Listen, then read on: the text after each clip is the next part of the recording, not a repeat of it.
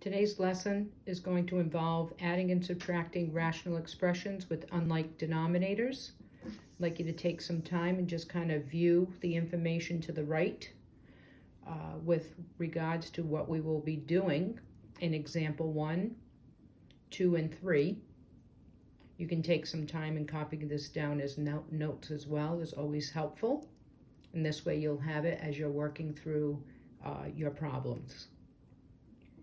On example 1, we're going to add and subtract, in this case add, a denominator as a monomial. What we want to do is find the LCD, and the LCD of that monomial is 6. So what we're going to do is multiply each fraction by what makes it common, multiplying it by 2 on the first fraction and multiplying it by 3 in the numerator and denominator on the second fraction. We will then take a look at that question to the right. When you have a variable or multiple variables, you always ask yourself, how much more does the denominator need that the other one has to be the same? So if this has x to the third power and this only has an x, you're going to need two more x's or x squared. So we will multiply that by x squared and x squared. This does not need any more x's to make it common. Our next step will now involve multiplying the numerators and denominators together to create two fractions, in which we'll see if we can combine like terms after that. So here I'm just multiplying numerators and denominators. Again, you can have a visual and see if the denominators are the same, which is perfect. And now, based on this, since they're not like terms, what we will do is just simply add them together, creating one fraction. The last step will be always to look to reduce by a common factor, if possible, with each of the three terms. All of them have to share a common factor, not just one or two, for this to work. So here we're going to divide by 6, respectively. And our final answer is 2x squared plus 4 divided by x cubed. In our next example, we will now have a denominator as a binomial using GCF. And here, the example 3x minus 6 is a GCF factorable binomial. And now what I'd like you to focus on is the note to the right here. In order to find the common denominator in these next two examples, 2 and 3, what we will do is see what does each denominator need that the other one has. So when we look at this first fraction, this needs the x plus 2 that this second fraction in the denominator has. So we multiply by x plus 2 in the numerator and denominator. Now we'll look at the original denominator here and ask ourselves, what does this fraction need that this one has? It needs a 3 and an x minus 2. So now what we're going to do is, again, we're going to combine our numerators together. Here we have subtraction, so we'll change that to add its opposite. And now let's rewrite each fraction so we can clearly see what we'll be doing in our next step. This just makes it a little bit easier on you.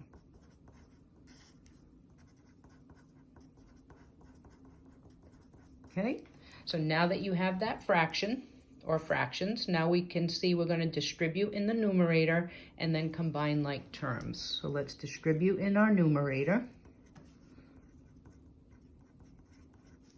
Distribute again.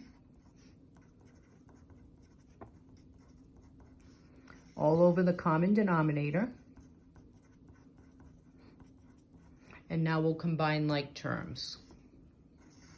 Bring this up here. Still have a little bit more work to do, just in case we have to do some factoring. And it's all being divided by the common denominator again. Okay, so now let's see if last and final step, let's see if we can factor. This looks like it could be an AC method of factoring, given the type that it is. So let's do our little T-chart. So factors of negative 24, that will add to 10. I can try 2 and 12, 2 being negative, 12 being positive. And now let's factor that into our negative 3 minus 2, negative 3x plus 12, divide by your common factor, little trick I showed you in class. And our factors are negative 3x minus 2 times x minus 4. That would be our numerator. So you can see if we can reduce this one more time. And I think you can see here that the fraction cannot be reduced by any common factors, so it's okay to leave your answer in either this form or this form. The last example will involve the denominator as a quadratic using AC method as our method of factoring. So here we'll use our AC method of factoring again.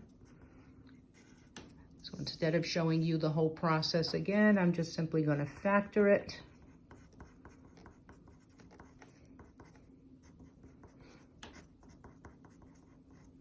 And now you're going to go back up to this question up here. What does each denominator need that the other has? Again, we see that these both have an x plus 4. This one needs an x plus 3. So we'll multiply the numerator and denominator by what it needs. Again, we're going to distribute, combine like terms, and then factor last but not least. So this becomes 2x over the common denominator, and now if I distribute in my numerator, I get x squared plus 3x plus 2x plus 6, common denominator. Combine like terms, so I'll be combining the linear terms here. I'm gonna bring this right up here for us. So we have x squared plus 7x plus 6 over the common denominator. And last but not least, if something is factorable, whether it be GCF or AC, you should be doing that to make sure that the fraction can't be reduced again. This is definitely factorable, but as you can see, it cannot be reduced. So once again, your final answer could be either of these two. I hope this helps you with your upcoming lesson.